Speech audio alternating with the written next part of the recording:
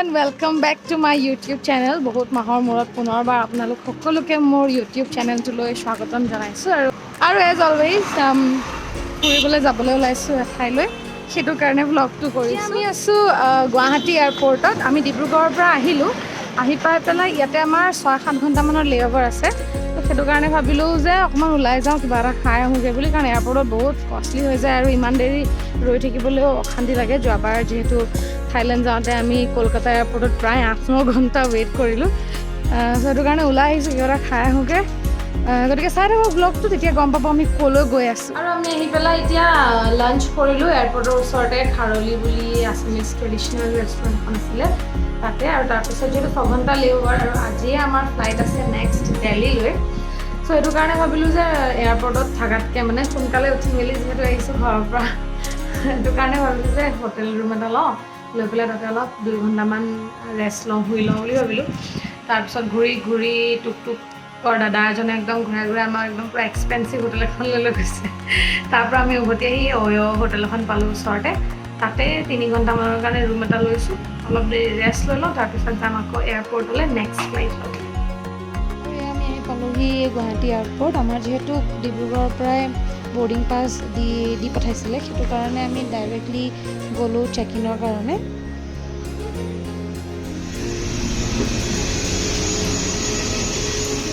আৰু আমি পালোঁহি দিল্লী। ফ্লাইটখন প্ৰায় 40 মিনিটমান লেট আছিলে, গতিকে আমি লৰালৰিকৈ বেগ ল'বৰ কাৰণে দৌৰিলোঁ, কাৰণ আমাৰ 11:40ত বাছ বুক কৰি থোৱা আছিলে হৰিদ্বাৰলৈকে।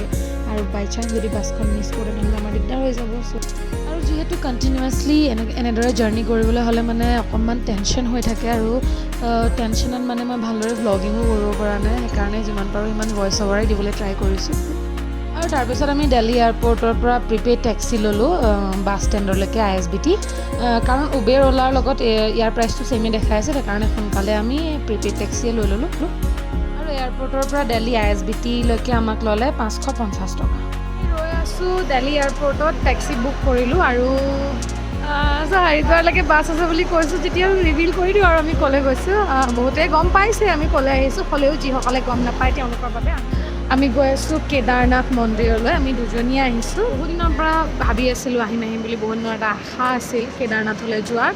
চ' ভাবিলোঁ এইটো টাইমতে গৈ আহোঁ, কাৰণ অলপ দিনৰ পিছতে কেদাৰনাথ বন্ধ হৈ যাব। অক্টোবৰ লাষ্টৰ ফালে বন্ধ হৈ যায় আৰু অক্টোবৰত মোৰ ভালেমানখিনি কাম আছে, সেইটো কাৰণে ভাবিলোঁ যে এতিয়া ছেপ্টেম্বৰতে গৈ আহোঁ। চ' সেয়াই আৰু, ব'লক আমাৰ লগত আপোনালোককো লৈ যাওঁ কেদাৰনাথ মন্দিৰলৈ। এতিয়া আমি আহি পালোঁহি ISBT দিল্লী। আমি যিহেতু এয়াৰপৰ্টৰ পৰা প্ৰিপেইড টেক্সি লৈছিলোঁ, আমাক ইয়াৰলৈকে ল'লে 550 টকা। আৰু বাছ আছে আমাৰ 11:40ত। আমি 1 ঘণ্টামান আগতে পালোঁহি। যিহেতু ফ্লাইট লেট আছিলে, তো আমি ভয় খাই আছিলোঁ যে কিজানি দেৰি হৈ যাব নেকি বুলি বহুত, কিন্তু ট্ৰেফিকো ইমান বেছি নাছিলে ৰাস্তাত, সেইটো কাৰণে সোনকালে পালোঁহি। চ' এতিয়া ভাবিছোঁ কিবা এটা খাই লওঁ, কাৰণ বাছ যিহেতু দেৰিকৈ যাব, তো ডিনাৰ কৰিবলৈ ৰখাব নে নৰখাব সেয়া নাজানো। সেইটো কাৰণে এইফালে আমি মেগী বনাই লৈছোঁ, মেগী খাবলৈ দেখা নাই আকৌ। মেগী খাবলৈ লৈছোঁ। 2 প্লেটত 90 টকা দেই। 10 টকীয়া মেগী 45 টকা দি খাবলগীয়া। আৰু দিল্লীৰ পৰা হৰিদ্বাৰলৈকে আমি বুক কৰিছিলোঁ মেক মাই ট্ৰিপৰ পৰা লক্ষ্মী হলিডেজৰ এখন বাছ। মেক মাই ট্ৰিপত ইজিলি পাই যাব লক্ষ্মী হলিডেজ, আৰু ইয়াতে শ্লিপাৰ ছিট ল'লে মানে অকণমান দামটো বেছি হয়। আমি শ্লিপাৰ লৈছিলোঁ কাৰণ ইয়াৰ পিছতে আমি হৰিদ্বাৰৰ পৰা গৌৰীকুণ্ডলৈ যিখন বাছ ল'ম সেইখন আপোনাৰ বহি যাব লাগিব, তাতে পাহাৰীয়া ৰাস্তা হ'ব। সেইটো কাৰণে ৰাতিটো ভালকৈ শুই যাওঁ বুলি শ্লিপাৰ ছিট ল'লোঁ। বাছত উঠিলোঁ, শ্লিপাৰ ছিট লৈছিলোঁ কাৰণ যিহেতু ৰাতিটো যাব লাগিব আৰু কাইলৈও গোটেই দিনটো বাছ জাৰ্ণি কৰিব লাগিব, সেইটো কাৰণে ভাবিলোঁ যাওঁতে শুই যাওঁ, সেইটো কাৰণে শ্লিপাৰ ছিট ল'লোঁ। তলতো শ্লিপাৰ আছে, ওপৰতো আছে। সেয়াই আৰু, এতিয়া যাম, ৰাতিপুৱা পামগৈ হৰিদ্বাৰ। আৰু আমি বাছৰ টাইমিঙতকৈ বহুত সোনকালে আহি হৰিদ্বাৰ পালোঁহি, আৰু প্ৰায় 5:30 মানত আমি হৰিদ্বাৰৰ পৰা ওলালোঁ গৌৰীকুণ্ডলৈ বুলি।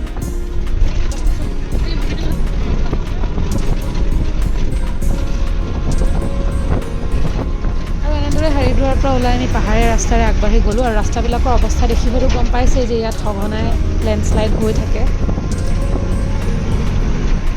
আৰু তাৰ পাছত আমাক বাছখনে ৰখাই দিলে ব্ৰেকফাষ্ট কৰিবলৈ, আৰু কি যে ধুনীয়া ভিউ আছিলে।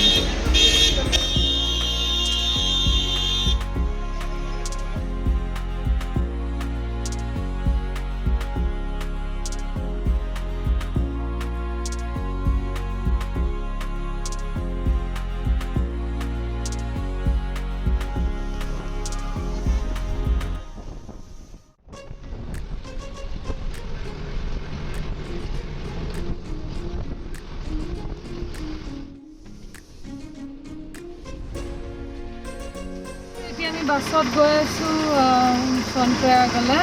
অৱস্থা বেয়া হৈ গৈছে, পূৰা ভৰি বিষ, মণিবাৰ একদম ভৰি ফুলি ইমান ডাঙৰ হৈ গৈছে।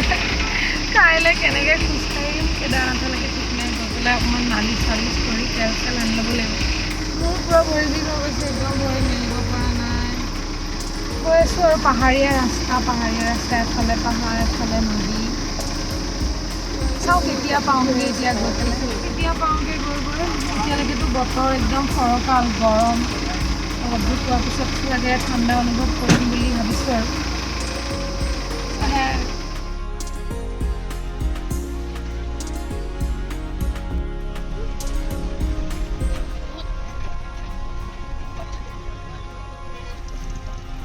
ফাইনেলি আমি বাছৰ পৰা নামিলোঁ। সোণপ্ৰয়াগৰ পৰা আধা কিলোমিটাৰ আগতে আমাক নমাই দিলে। ইয়াৰ পৰা আগলৈ বোলে বাছ নাযায়। চ' এতিয়া এইডোখৰ খোজকাঢ়ি গৈ সোণপ্ৰয়াগৰ পৰা ল'ব লাগিব আমি শ্বেয়াৰ্ড টেক্সি। 50 rupees লয় বুলি কৈছে। চাওঁগৈ এতিয়া কেনেকুৱা তাৰ চিষ্টেমবিলাক। গৈ আছোঁ আৰু খোজকাঢ়ি। এক্সকিউজ মি, লাঠি আৰম্ভ হ'লেই আবাৰ। একো নাই, চাফা কৰি ল'ম তিতা কাপোৰ এখন। আমি গৌৰীকুণ্ডতে হোটেল বুকিং কৰি থৈছিলোঁ, সেইকাৰণে গৌৰীকুণ্ডলৈকে যাওঁ। আপোনালোকে সোণপ্ৰয়াগত থাকোঁ বুলি ক'লেও থাকিব পাৰে। সোণপ্ৰয়াগত বোলে হোটেল মানে বেছি এভেইলেবল আছে বুলি কোৱা শুনিছোঁ। কিন্তু যিহেতু সোণপ্ৰয়াগৰ পৰা আকৌ ৰাতিপুৱা গৌৰীকুণ্ডলৈ যাবই লাগিব, গৌৰীকুণ্ডৰ পৰাহে ট্ৰেকটো ষ্টাৰ্ট হয়। এনেকুৱা এটা ল'ব লাগিব। ত' সেইটো কাৰণে গৌৰীকুণ্ডলৈকে গুচি গ'লে মানে ৰাতিপুৱা সুবিধা হয় আৰু সেইটো কাৰণে আমি অনলাইনত নহয়, আচলতে ফোন কৰি পেলাই গৌৰীকুণ্ডতে হোটেল বুকিং কৰিলোঁ। আৰু ইয়াত চলি আছে ৰেজিষ্ট্ৰেশ্যন। আপোনালোকে অনলাইন হোৱাটছএপৰ যোগেদি উত্তৰাখণ্ড টুৰিজিমৰ ৰেজিষ্ট্ৰেশ্যন কৰিব পাৰে। ৰেজিষ্ট্ৰেশ্যনটো কৰি থ'লে নিজৰ ছেফটিৰ কাৰণে ভাল। আৰু এতিয়া আমি ইয়াৰ পৰা আকৌ গৈ আছোঁ প্ৰায় 500 মিটাৰমান খোজকাঢ়ি টেক্সি ল'বলৈ কাৰণে। আৰু ইয়াৰ পৰাই আপোনাৰ দোকানবিলাক আৰম্ভ হৈ যায়। কিবা যদি দৰকাৰী বস্তু আপোনালোকে আনিবলৈ লগত পাহৰিছে তেনেহ'লে ইয়াৰ পৰা ল'ব পাৰিব। কিন্তু দামবিলাক অকণমান আমাৰ তাতকৈ বেছি হয় আৰু। অনলাইন ৰেজিষ্ট্ৰেশ্যন কৰিলোঁ। এতিয়া টেক্সি বিচাৰি আহোঁতে আমাৰ অৱস্থা বেয়া হৈ গৈছে, কাৰণ এইফালে মোক চেণ্ডেলযোৰে বহুত কষ্ট দিছে। গোটেই ঘামি গ'ল চেণ্ডেলযোৰ, প্লাছ বেগটো বহুত গধুৰ। আৰু সেইফালে দেখা পাইছোঁ টেক্সি, এইফালে টেক্সি পাম। এতিয়া এইখিনি আমি খোজকাঢ়ি যাব লাগিব। তাৰপিছত টেক্সি লৈ পেলাই যাম আৰু গৌৰীকুণ্ডলৈ, সেই ওপৰলৈ। আৰু ফাইনেলি আমি পালোহি দীপক লজ গৌৰীকুণ্ড। আৰু ইয়াতে বেগ চেগ থৈ অকণমান দেৰি ফ্ৰেছ হৈ আমি ওলাই যাওঁ তললৈ কিবা এটা খাবলৈ। আৰু এইটো হৈছে আমাৰ ৰুম। আৰু এতিয়া আমি ৰুমত বেগ চেগ থৈ অলপ ফ্ৰেছ হৈ ওলাই আহিছোঁ। লাঞ্চটো নকৰিলোৱে, কাৰণ আহি পোৱা দেৰি হ'ল। কালিয়ে ভাত দিনত সেই যে খাইছিলোঁ হোটেলত গুৱাহাটীত। তাৰপিছত কি বুলি কয়, ৰাতিপুৱা সেই ৰুটি খালোঁ। তাৰপিছত এতিয়া পাহাৰৰ বালি মেগী খাবলৈ আহিছোঁ। দুইজনীয়ে মেগী এক প্লেট লৈছোঁ। তাৰপিছত ডিনাৰ হোটেলতে দিব বোলে। তো চাওঁ গৈ পেলাই কি দিয়ে সুধি মেলি ডিনাৰ হোটেলতে কৰিম চাগে ৰাতি।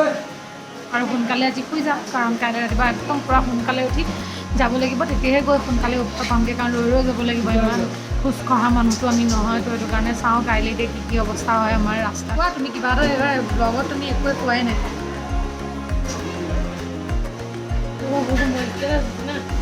কি ক'ম, মই চিন্তা কৰিছোঁ কাইলৈ খোজকাঢ়ি মোক ঘূৰা ল'ম। এতিয়া ঘূৰাবিলাকে সুধি আছে কাইলৈ যাব নেকি আমি নাই আমি খোজকাঢ়ি যাম। তাৰপিছত মণিবাই কৈছে চাই লওঁচোন 5-10 কিলোমিটাৰমান খোজকাঢ়ি ঘূৰা ল'বলগীয়া হ'বও পাৰে।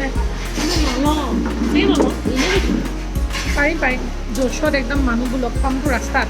মই বেমাৰী যে সেইটো হয়। খালি মোৰ আজিয়ে বাছত আহোঁতে ভৰি ফুলি গ'ল। আৰু মোৰ ভৰিটো কি জানো কচকা লাগে, তো অলপ বিষ হৈ আছে। তো চাওঁ কাইলৈকে ঠিক হৈ যাব চাগে, এতিয়া শুই দিম ধুনীয়াকৈ। আমিও আহি গৌৰীকুণ্ডত কেইটামান লাগতিয়াল বস্তু লৈ ল'লোঁ, ৰেইনকোট আৰু মোবাইল কভাৰ তেনেধৰণৰ। আৰু আমি এতিয়া ৰুমলৈ আহিলোঁ আৰু কাইলৈ পিন্ধা কাপোৰ কানি উলিয়াই মেলি ধুনীয়াকৈ বেগ চেগ পেক কৰি ল'লোঁ। আৰু ইয়াতে ডিনাৰ অৰ্ডাৰ দিলোঁ, নৰ্মেল ভেজ থালি। চ' সেয়া খাওঁ আৰু আজিৰ কাৰণে শুই যাওঁ। চ' লগ পাম কাইলৈ কেদাৰনাথ যাত্ৰা। Bye bye.